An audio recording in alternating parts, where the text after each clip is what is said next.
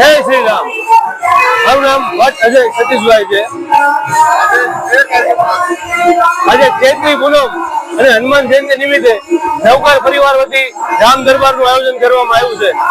એની શોભા વધારવા વાડિયાદથી જગદીશભાઈ બહુરૂપી હનુમાનજી દાદા બનીને આવેલા છે. અને આ નવકારમાં અમારે અવારનવાર આ ધાર્મિક કાર્યક્રમો થતા રહે છે. નવરાત્રી હોય, ગણેશ ઉત્સવ હોય કે પછી મકર સંક્રાંતિ હોય, દરેક કાર્યક્રમ બધા હળી મળીને ભાવથી ઉજવે છે અને ધાર્મિક કાર્યક્રમો અવારનવાર અમારે થતા રહે છે. અમારે હનુમાન જયંતિનું આ બીજું આયોજન છે. આની પહેલા હનુમાન જયંતિમાં દિવસે ગયા વર્ષે અમે હનુમાન ચાલીસાનો પાઠ આખો દિવસ રાખ્યો હતો. આ વખતે રામધૂન અને રામ દરબારનું આયોજન કર્યું છે.